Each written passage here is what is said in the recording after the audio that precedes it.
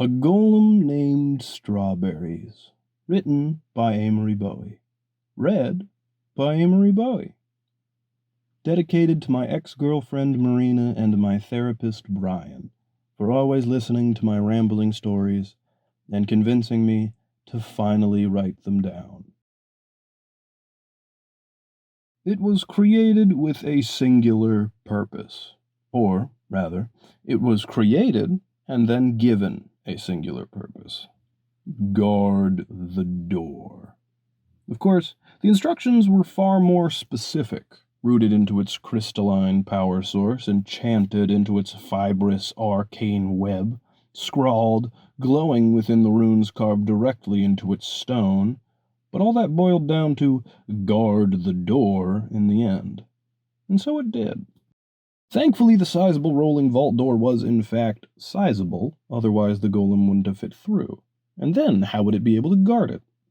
But the rather colossal golem made it through the round opening with only a little bit of ducking, leaving the dark halls of its creation behind it.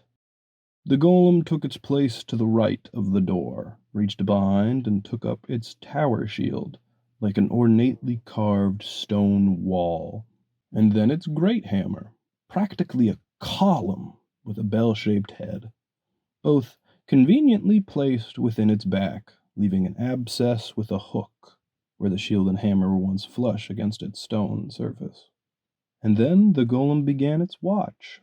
It guarded the door as it was charged to do. It guarded as the banners lining the hall rotted away. It guarded as the stones began to crack and dust danced in the new beams of sunlight. It guarded as those stones fell and taught the golem the color blue. It guarded as the hall became ruins and taught the golem the color green through the life of the forest around it. This was the golem's favorite color so far. It guarded as the forest reclaimed the hall, and with it the door, and the golem itself. The golem paid it no mind. Its only charge was to guard the door, not keep it from being overgrown, not even considering itself, besides to think that it rather liked the little plant with red fruit beginning to grow on its left foot. It guarded through the winter, where the snow took the green away from the golem.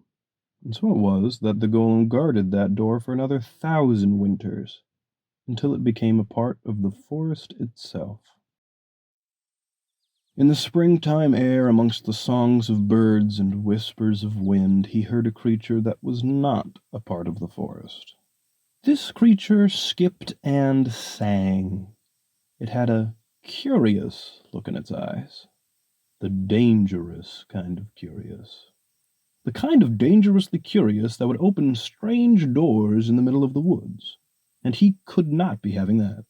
Nothing had tried to open that door in hundreds of winters, not since the squirrel, and there's still a stain and a dent from that time.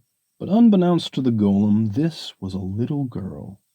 And little girls have a special kind of wonder, one that rivals the magics of mages.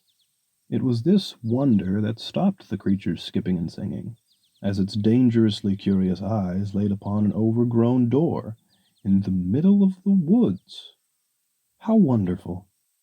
The little girl reached for metal and vine to perhaps find the handle, but with the creaking of stone and snapping of roots, a column now stood between her fingers and the strange door. Bravely, she did not scream, and instead stared at the column confusedly and traced it back to where it had come from. Fate had not yet decided if this bravery was the smart or stupid kind. But as those curious and wonder-filled eyes met with two slits carved into overgrown rock, Fate's hand tipped. "Hi there, my name is Emily. What's your name?" Emily chirped, extending her tiny hand towards the golem. The golem stared at this creature, Emily, and her hand. Was she trying to open him now? He wasn't a door. The golem returned his great hammer to his side with a gravelly scrape. "Do you not have a name?" Emily asked sadly. The golem stared on in silence. Emily waited patiently and began examining the boulder. She could see beneath the plant life that had taken over most of its left side a colossal person made of stone. Except he was rather strange. He didn't have a mouth on his face, just two thin vertical lines on his entire round head. This boulder person was bulky and huge, carved in chipped stone with an imperceptible glow beneath some of the carved bits on his body, and most of the left side was overgrown with wild strawberries, dipping and crawling through carved nooks and crannies. She'd decided a while ago that despite him being strange and made of stone, he was still a person. She did like strange, after all. Well, if you don't have a name, I think I'll call you Strawberries, okay? She said with certainty and a wide, careless grin that was missing a few teeth. Strawberries decided that he liked that name. Emily rocked back and forth on her feet, swishing her autumn-colored skirt in the spring wind, waiting for any response from Strawberries. And when she realized she would not be getting one, she asked, "Can you talk?" Strawberries thought for a long moment. And with the sound of a mountain getting up and walking away, he said, "Yes," breathily. Strawberries had no mouth for this ragged, slow voice to come from, but it still came from somewhere in his ovular head. Emily had not stopped to consider this, as she was too busy jumping with excitement, traipsing over the flora of the clearing. She made a series of squeals and giggles, not upsetting to Strawberries, but meaningless. Perhaps these joyful sounds meant something about her delight at finding something truly magical, or how she had stumbled into something out of her storybooks, and can finally be the fairy princess she dreamed of being. But for all Strawberries knew, they were simply noises. After a few breaths, she looked puzzled and quizzically asked, "But what are you doing out here?" Strawberries replied, the magics within him aching to life after ages without use, making the sound of a ragged wheeze. "I'm supposed to guard the door," he said slowly. "Oh," Emily said, confused, then quickly changed her mind to the opinion that makes complete sense and is the only possible explanation. "Sorry for trying to open it then, I guess," and twisted her little shoe in the grass. "Would you like to be friends?" she presented, opening and raising her hand to the golem as if to physically offer friendship to him. Strawberries stood and stared, arcane subroutines whirring within him, cross-referencing this word with all the information programmed within him. "What does that mean?" he asked, his knowledge falling short. "It means I come back and we play," Emily explained. Strawberries again thought, decision trees splintering within his artificial mind, and came to a conclusion. The words fell weightily from his mouth. "Yes," he said, "we can be friends." And so they were. As Emily promised, she came back the next day, and the next, and the next, and if you would believe it, the one after that as well. On one day, Emily danced and sang and tried to teach Strawberries how. On another, she brought a blanket and a tea set to have a picnic. And since Strawberries couldn't drink, he tried his best and splashed the teacup onto his face.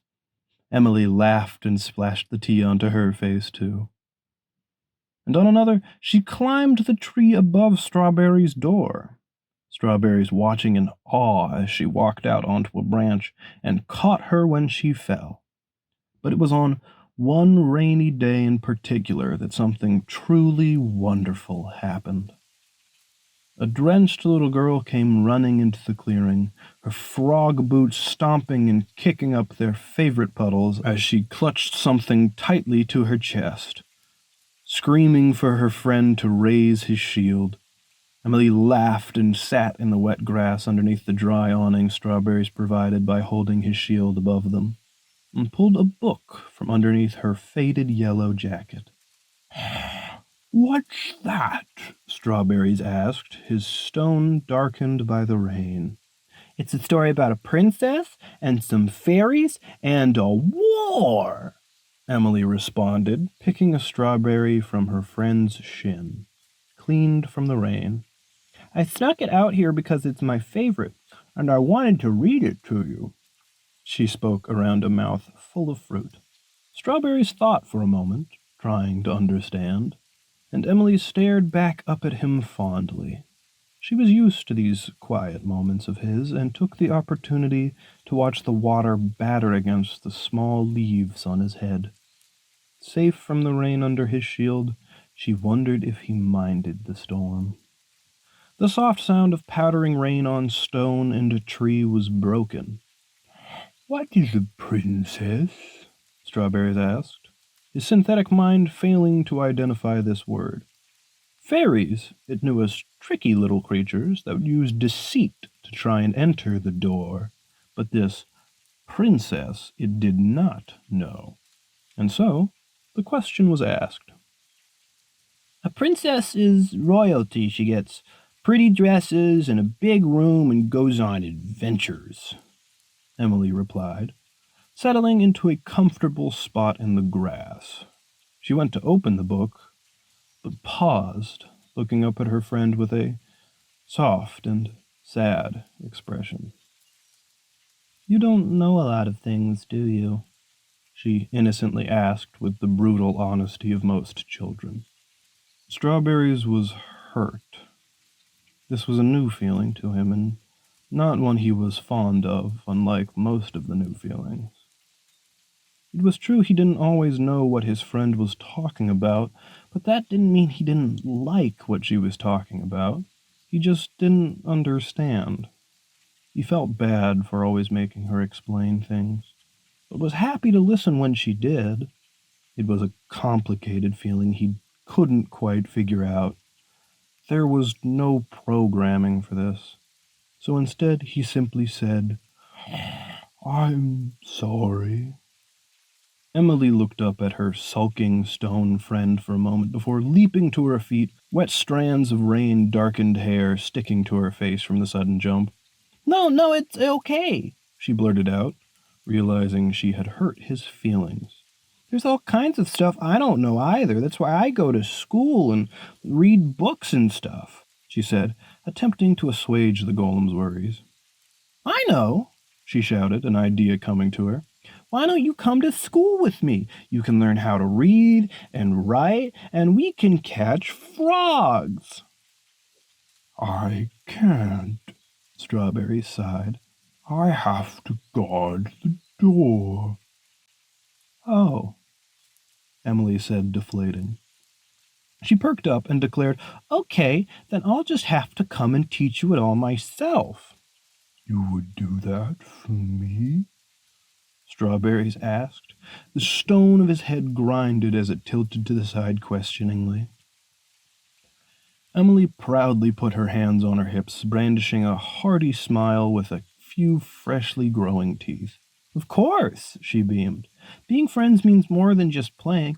It means helping each other, like you keeping me dry." She began to sit back down in the grass just in front of the golem's legs and opened the book to the first page. "Now, let's start with this," she began. "Once upon a time." Strawberries had a new feeling again, but he liked this one. Emily taught him so much, or at the very least tried to. She taught him about castles and kingdoms, about the sun and the leaves. She taught him about the sea, which sounded wondrous. Endless water stretching to the horizon, glittering under the sun, not to mention the mermaids that apparently lived in it.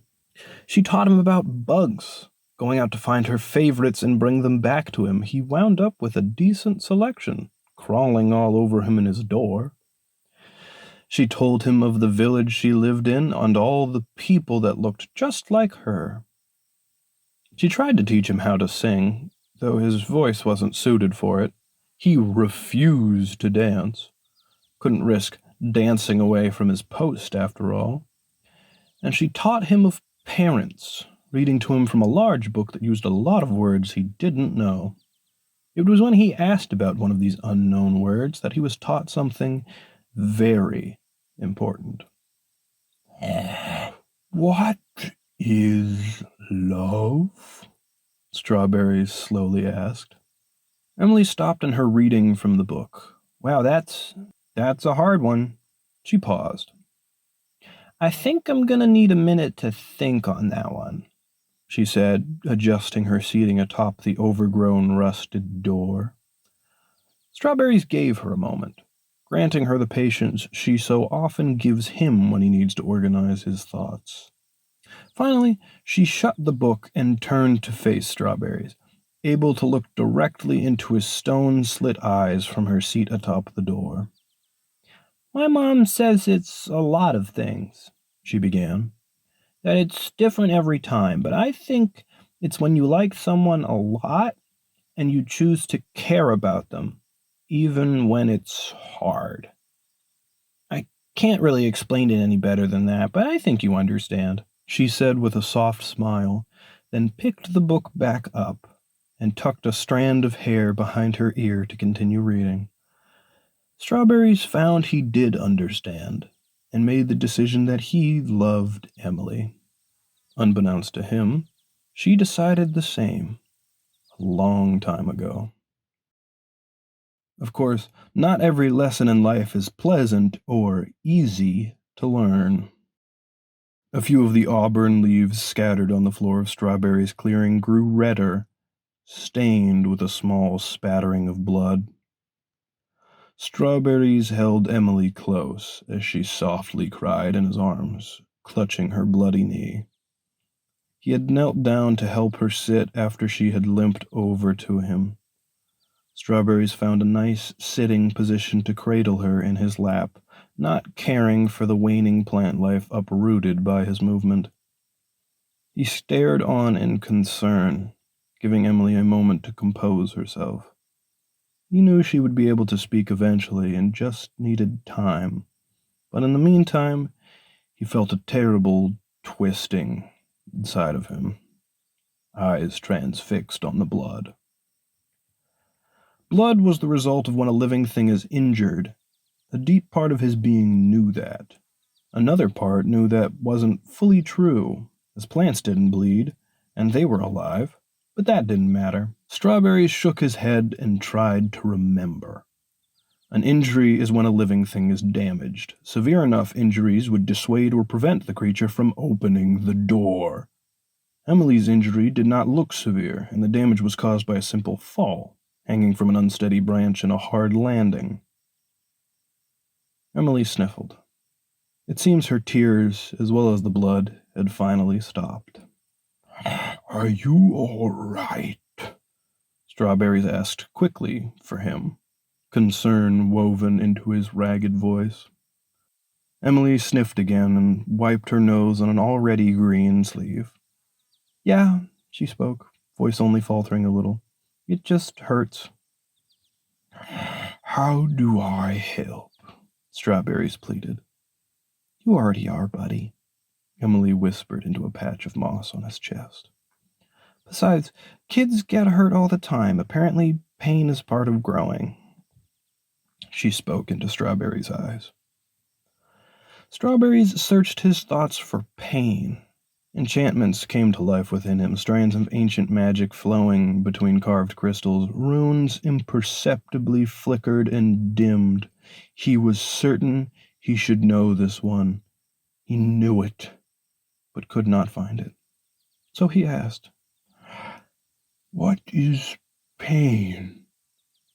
Emily sighed and rolled onto her back, looking up from his lap. She saw a cloudless sky, umber leaves falling in the wind, and the worried eyes of her friend. Pain is your body's way of telling you when something is wrong. It heals eventually if you give it enough time. I don't think I can explain this one, Strawberries, but you understand. Strawberries felt the weight in his chest, twisting in parts that weren't there. Yes, I understand. Strawberries held her close in his lap. Emily slept softly on the inside of his shield while his hammer rested in the snow, leaning against the door. He watched her breathe quietly and did his best to gently tuck a lock of brown hair back beneath her hood. He then looked back up at his bit of the woods. Afternoon light reflected off of untouched snow, and the forest was quiet. Strawberries didn't like the snow. It meant the green went away. Even looking to his shoulder, his strawberries hid away from the winter. Now only shriveled leaves and cloistered buds. His left side a much softer color, barely being kept up by the thin layer of moss that stayed with him. In the cold he didn't feel. Emily shifted, curling closer. He still had her. Some part of him he had no words for, that only recently was he aware existed. Worried she would be gone when the snows came, like everything else. But here she was, time and time again. She taught him about the stars today. Apparently, they have names, like him. He didn't fear the winters as much anymore. In the dark of night, the unfelt wintry wind swept through Strawberries' glade. But as snowdrifts danced in the moonlight, Strawberries' stone slits stared into the sky, his eyes transfixed upon the stars. The golem had looked at them before, but only now did he truly see them. And they were beautiful. Strawberries did his best to be absolutely still, as Emily weaved wildflowers around his head. Stillness came rather naturally to him. Emily stood in the depression on his back where his shield would lay. She had a sizable pile of soft pinks and yellows laying on Strawberry's shoulder, and a crown to match his own. Strawberry sat perfectly still and waited as her hands worked their magic, when a thought occurred to him. Emily, may I ask a question? Strawberries asked quietly, as if the noise would ruin the flower crown. Sure, buddy, just give me a second. I'm almost done, Emily said, sticking her tongue out the side of her mouth to focus. Strawberries waited. He was nothing if not patient. When she finished, Emily hopped off his back and bounced around to his front. Strawberry saw his friend's grin as she came to his face. Her gangly limbs had been growing disproportionately and exaggerated her normal animated movement. You look beautiful, Strawberries. They really bring out the gray in your eyes. She giggled to herself. Now, what did you want to ask? Do you have any other friends? Do people miss you when you're here every day? Strawberries asked gently, a soft touch of guilt and concern in his voice. Emily's grin faltered slightly, which Strawberries felt bad for causing. No need to worry, buddy, she said, a softer smile coming to rest on her face as she gently touched one of the leaves on Strawberry's arm. Emily looked back up at her good and only friend's face. She slowly came to notice over time his subtle expressions. He had no lips to smile, no eyebrows to furrow, no wrinkles to subtly spell how he felt, only stone. But she learned how to read that stone, how it would shift and creak as if there was a face there after all, one that felt So very much. And she could tell from the angle of the moss above his left eye this was a genuine, innocent question. After a quiet thought that her friend was perhaps too kind for this world, she answered, "Some people don't fit in well with everyone else. They don't really know how to talk to people, or people don't like some of the weird things they do or say. Doesn't mean they're bad or anything, it's just that people don't really look for them when they're not around. My mom doesn't really worry unless I come home after dark. She knows I like to wander." Emily explained, a far-away look in her eyes. With a short breath, her eyes refocused, and she said, "Besides, my friend is all the way out here. I only go back there to eat and bathe." She started a snorting laugh, but was cut short by a gentle and full hug. "I like the way you are," Strawberry said. His flower crown fell as he rested his head atop hers, but it didn't matter. Emily grabbed hold as much of the golem as she could, and sobs broke free from her wavering lips. Strawberries hugged her for as long as she would let him. He knew she needed it. Emily lazed in the shade, protected from the heat by her very large friend. She took a moment to enjoy the warm breeze, then laid the top of the strawberry she was eating onto the small pile collecting next to her, and reached up to her friend's elbow to find another. Emily gave out a pleased sigh and said, "I swear, Strawberries, these taste better every year," and took a bite through a calm smile. Strawberries tilted his head slightly, as he usually did before asking a question, and broke his silent watching. "What do they taste like?" he asked. Emily's eyes opened, and she stared up at the big lug from where she laid on the ground. "Well, they're sweet and a little tart." She trailed off as she looked into Strawberry's eyes and realized, "You've never eaten anything before, so you wouldn't know what that means." Emily gave out a and sat up. Her hair stuck up in funny ways from laying on the ground, and the humidity. She took a final bite of the tiny fruit and set the top on her growing pile. "They're sweet," she began. "The quiet kind of sweet. Like you." She gave a smile and patted Strawberry's mossy foot. "They're juicy, like a light spring rain. They're tight and full, like a big hug." She thought for a moment, looking a little stumped, before standing and grabbing an overripe fruit from Strawberry's shoulder, which took a little work to reach. With a full mouth, she finally explained, "And they're sort of sour at the end, just enough to make your lips curl." Emily giggled, spraying a little bit of red mush onto her friend's chest, which only made her laugh even more. Strawberries plucked one from his shoulder and wistfully said, "I'd like to try one someday."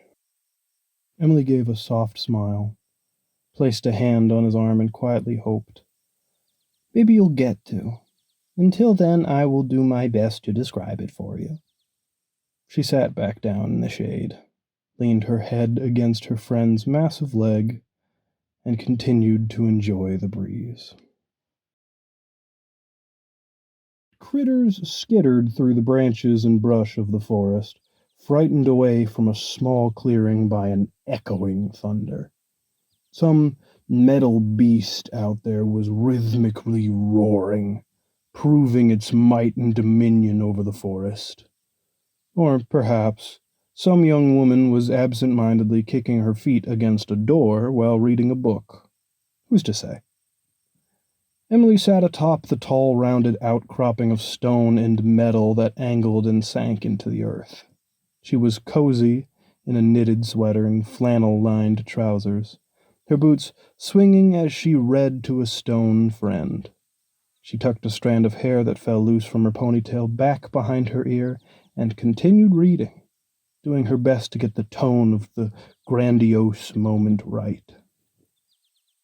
The wizard looked back as the sun rose over a kingdom reborn, thinking back to all that she lost, the past trials having stripped her life away from her piece by piece. She had nothing left to give save this. Her gnarled staff cracked under the weight of the spell, and her concentration faltered for but a moment, looking at the sunrise, perhaps the last beautiful thing she'd ever see.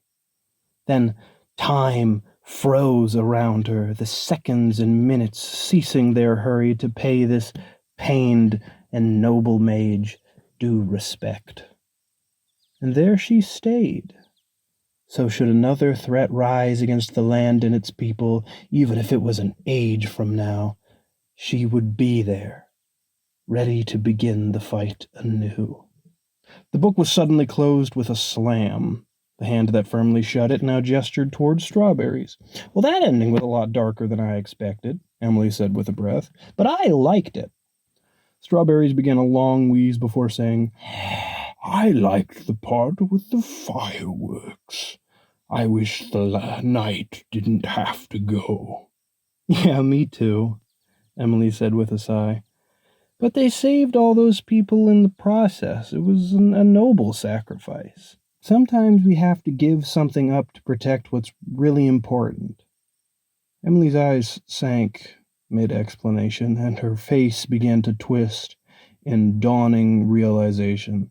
A question she had forgotten to ask, and simply lived with no answer, once more occurred to her, climbing from the forgotten depths of her mind.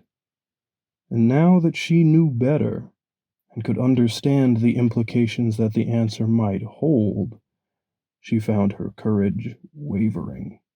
With a breath, she steeled herself. Her mouth moved before she could second-guess what it would say. "Strawberries, why are you guarding this door?" she asked with a wince. Strawberries looked at his friend, his head doing that little tilt he does when he's confused. He could tell something was wrong with his friend, but didn't know what. "Because I am supposed to keep it from being opened," he explained. Emily's voice took a careful, pleading tone. "But why? And why are you still doing it?" These questions hurt Strawberry's head to think about. Quite literally, there was an aching pain beneath his eyes when he tried to remember when he was first told to guard the door. Strawberry's stance swayed a little. He caught his weight on the hammer, digging it into the ground. He pushed through the disorientation, the fog that came over him. His friend wanted to know why. After a moment of focus, he realized, "I don't know why. I'm just supposed to guard the door," Strawberry said, breathless, even with no breath to lose. "But why still guard it? Whatever used to stand here fell to ruin a long time ago. It's just forest out here. Nobody would care if you left." A part of Strawberries believed her. She knew what she was talking about, and what she said made sense to him, but another part, far deeper, foundational, told him that he must. It was as certain as stone. But why? His very being resisted the question. Crystals within him sputtered and creaked, arcane fibers frayed. The information stitched within him came up a defiant blank. Not as if it wasn't there, but as if it was removed. Strawberry silently fought the storm of thoughts within him, pushing for an answer until it finally brought him to his knees. Emily made a startled sound, watching her stoic friend suddenly stumble and hopped off the rusted door. "Strawberries, are you okay? I'm sorry, I didn't mean to." She helped him, as best she could, to his feet. She saw the stone of his eyes refocus, and he regained his footing. It's all right, Strawberries said with some effort. I'm sorry to say I don't know. Hey, it's okay, Emily said, simply happy that he seemed to be okay. We don't have to know. I mean, there's no reason not to, right, buddy? Besides, I like it out here, she said with a forced smile. Yeah, Strawberry said, a hand to his head, shaking the last bits of dizziness away. Me too. Strawberry's vision blurred white. He reached his hand up to his face and brushed the snow from his eyes. He raised his shield to block the next incoming snowball. Hey, no shield, that's cheating, Emily yelled, quickly ducking down to roll another. Shields are valuable arms used to either passively close lanes of attack or actively block swings or projectiles, Strawberries recited from some place within him, raising his shield once more, foiling Emily's well-aimed shot. Well, I don't have a shield, so it's not fair, Emily tried to reason. You can borrow mine, Strawberry said, removing it from his forearm and offering the massive stone wall to his friend. Strawberries, I can't even lift it. Just throw a snowball at me, okay? Emily said, playfully exasperated. Strawberry searched the area for something suitable. He settled on the head from the snowman they made yesterday, and launched it with incredible force and speed. In an instant, and before Emily could fully raise her hands or say anything, the massive snowball connected with her face to the sound of all air leaving her lungs. She tumbled for a moment, losing her boot in the process, and settled beneath a mound of kicked-up snow.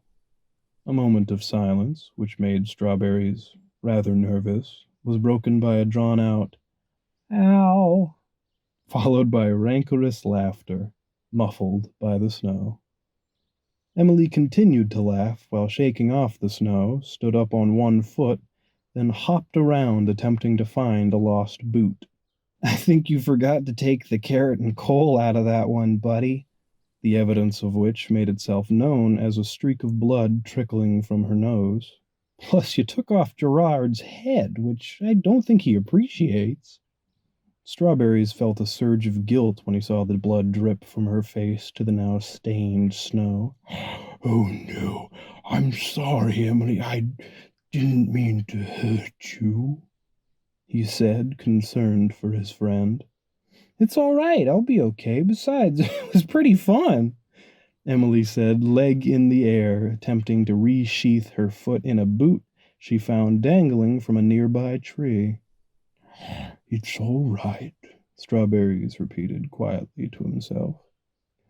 Kids get hurt all the time. It's a part of growing.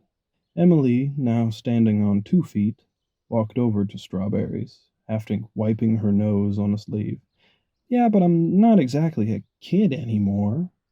Strawberries looked up curiously and a little disheartened. Why not? He asked.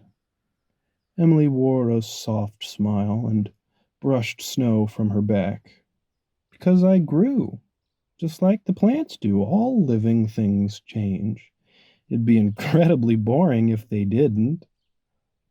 Strawberries took in that information, assessing it next to all else that he knew. He remembered his original haul, how the forest took it back. He remembered the strawberries climbing up alongside him. He remembered Emily and how thankful he was that she found him. And he remembered all the ways that he changed, though he couldn't recognize exactly what or how he changed. He knew he did, and he was thankful for that too. But we'll always be friends, right? That won't change? Strawberries asked and helped brush a bit of snow from Emily's head.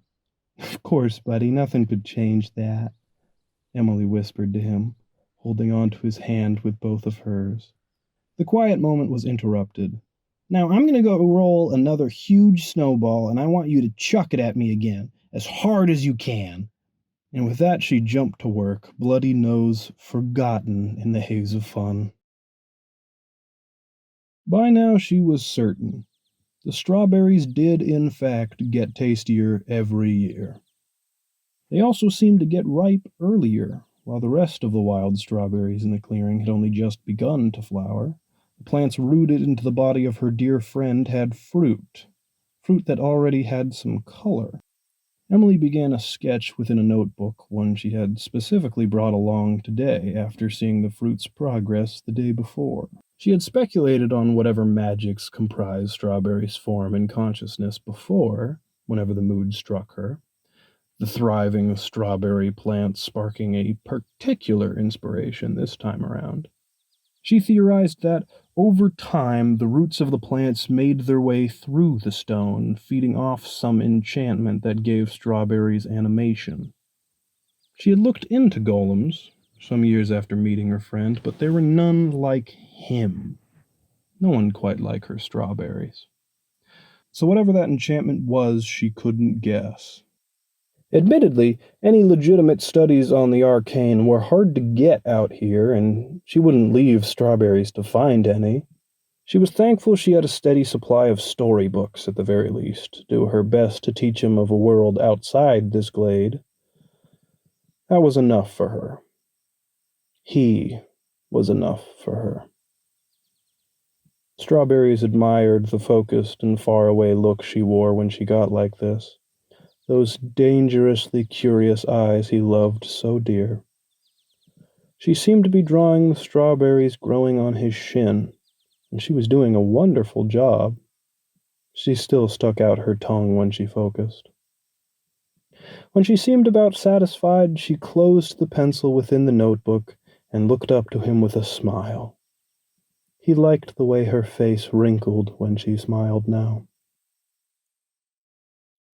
The tinge of orange that hit the treetops from behind a clouded sky proved the sun's threat to set, which only made it more difficult to do what Emily had asked of him.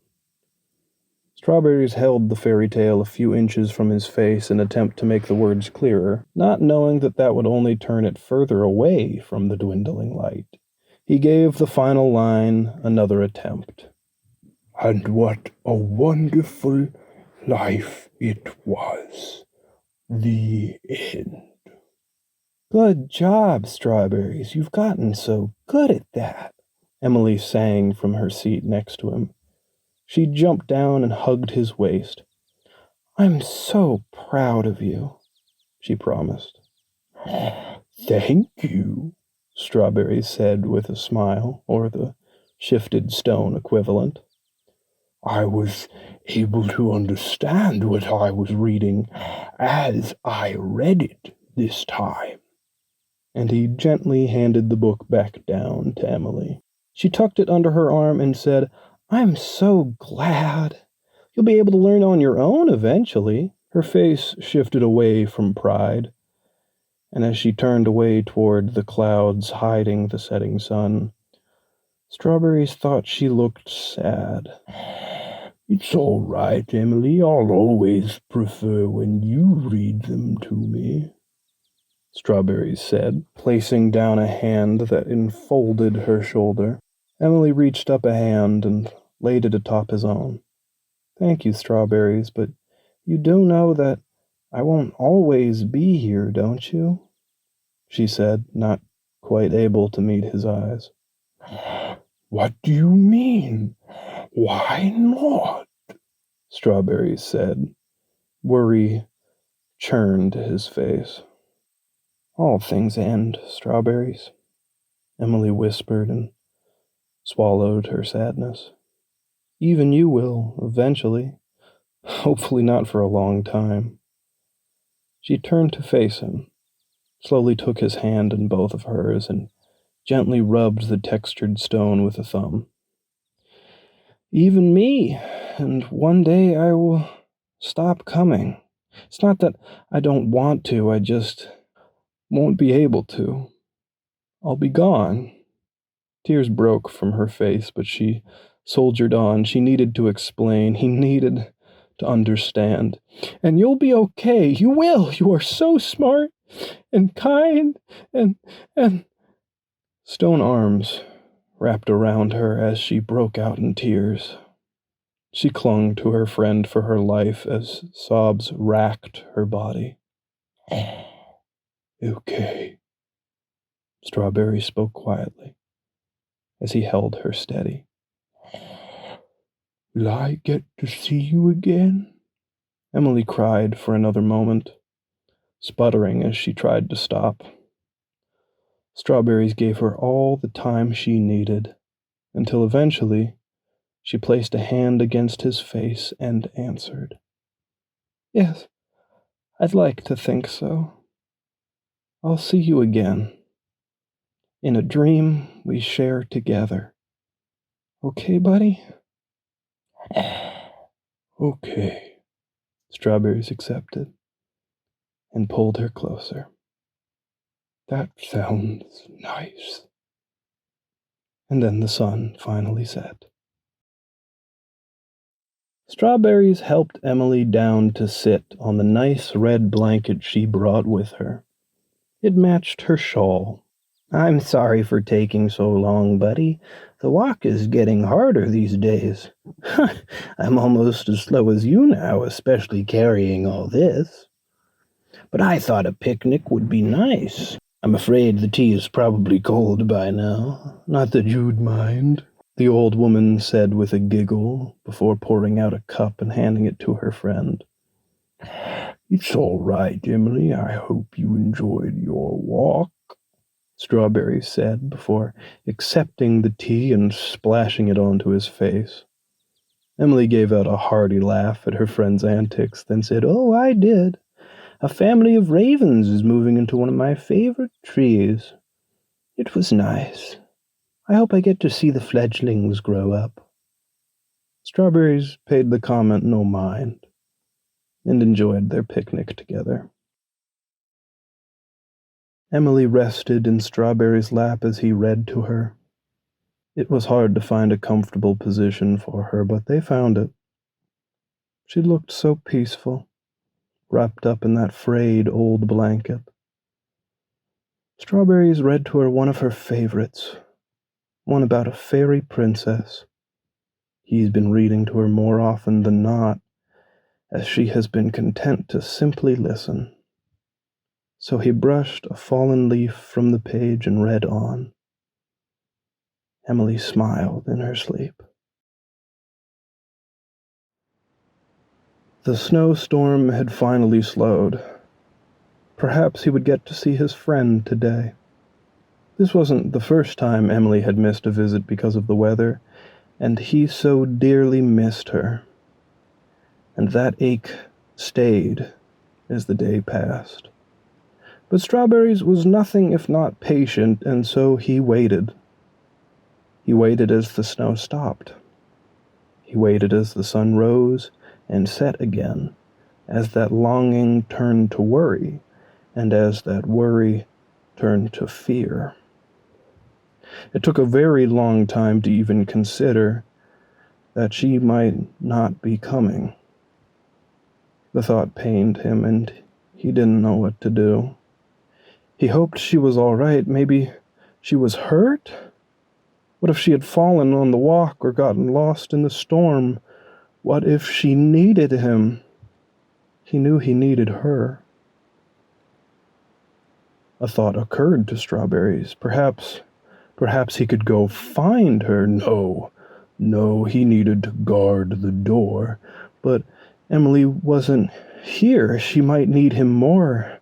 His insides frayed, torn apart as he struggled with decision. Maybe he could just leave and come back. No, he could not leave. He must guard the door. He thought to move his foot, but felt he could not. His very being resisted the idea. What if he didn't want to stay? What point was there if she wasn't here with him? His knees buckled. He was created to guard the door. He didn't care. Guard the door. The world shook beneath the weight of a step. and then another. Stone, unmoved for longer than time would care to tell, began to walk towards where it thought an old friend might need him. Strawberries walked, each step a new first, towards an indent in the snow. He knew, beneath that indent lied a path, carved by a lifetime. It was dark now, but somehow he knew the way. He passed through beautiful trees and imagined how she would walk here, how they looked in the fall, how they flowered in the spring. He saw a particularly large oak with the evidence of previous generations of birds and smiled, imagining how she might have smiled at it too. He walked the path passed down to him. He felt the crunch of snow all through the night, until the first hints of dawn, when he saw people that looked a lot like Emily, but weren't. And they saw him too. Children peeked from windows, a woman stopped her sweeping, a man stared and then took off running down a familiar street, until the town awoke, and he had all of their attention. Strawberries spoke. "Could you tell me where my friend Emily is?" The people looked scared, bewildered, guilty, and Strawberries studied their faces, until a brave man made his way through the crowd. He took off his cap and ran a hand through his thinning hair and then looked up at the gentle giant. "I'm so sorry. We didn't believe her. Your name is Strawberries, right? She would tell me stories about you when I was little. We all thought she was just telling stories." Strawberries looked on at the man, and his head tilted in confusion. "Where is she?" The brave man sighed, and parts of the crowd began to murmur, whisper, or cry. "She got sick, Strawberries. She kept saying something about wanting to say goodbye, but we thought it was the fever. I'll take you to her." The crowd parted around them as the man led him deeper into the village, and they followed from a distance. The brave man led him past Emily's house. He could tell because it had her favorite flowers. He led him past the cows she said made funny sounds, and they did. They walked past the little brook where all the best frogs were, and they finally came to a new place. It looked like a tiny stone forest, surrounded by fences. The man led him to a specific stone, one with her name on it, and then left Strawberries there with her. Strawberries waited there for a while, collecting his thoughts, all those terrible and wonderful feelings she had shown him. How long he waited, who's to say? But as he watched the setting sun she had described to him so many times, he decided he was ready. Strawberries plucked a strawberry from his chest, the best one he could find, and left it on Emily's grave. He took another first step out into the world she had taught him so much about. So on the day that they meet again, he'll have his own stories to tell her. Thank you so much for listening. That was A Golem Named Strawberries. It was the first piece I've ever written, and was a story I was holding on to for a very long time, and so Strawberries means a lot to me. I hope you loved him like I do.